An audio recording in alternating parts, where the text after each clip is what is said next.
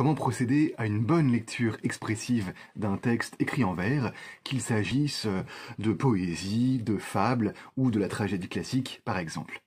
Évidemment, il faudra s'assurer d'avoir procédé à plusieurs lectures dans sa tête afin d'être sûr qu'on a bien compris le sens du texte, les mots du texte, et qu'on ne sera pas surpris, qu'on ne butera pas sur l'un d'eux.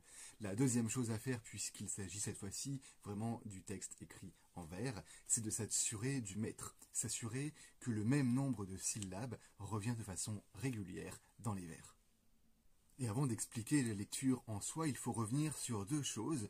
La première, c'est la diérèse. La diérèse, c'est un procédé qui vise à prononcer deux syllabes, là où habituellement, dans le discours commun, on n'en prononce qu'une.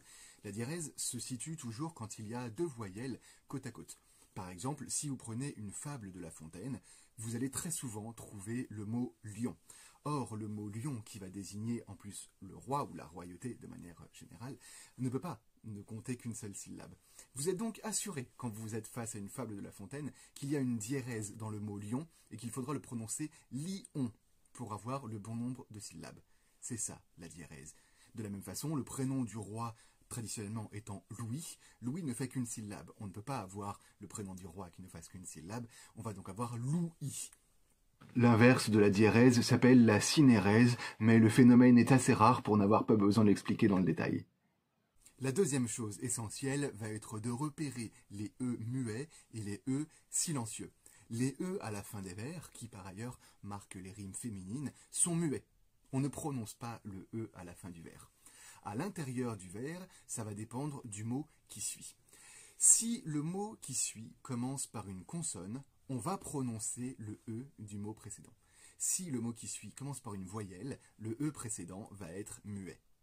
Un exemple de E qui se prononce dans un texte de Victor Hugo. Où vont tous ces enfants dont pas un seul ne rit? Ces doux êtres pensifs que la fièvre maigrit. Évidemment, j'accentue ici, il ne s'agit pas d'être aussi exagéré que cela, mais voilà les E qu'il faut prononcer puisque les mots qui suivent commencent par une consonne. Pour la diérèse, vous pouvez faire une marque sur le texte. Par exemple, si je veux mettre une diérèse dans le mot diérèse, au lieu de dire diérèse, dire di-et-rèse, sur mon texte, je vais mettre une barre après le di et avant le et. Comme ça, quand je lirai, je me souviendrai rien qu'avec cette barre visuelle qu'il faut bien prononcer di-et-rèse et découper le mot à cet endroit-là.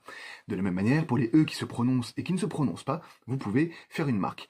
Par exemple, mais c'est à chacun de faire en fonction de ce qui lui semble le plus naturel, le plus lisible, surtout et le plus évident au moment de la lecture expressive, on peut barrer le E, éventuellement.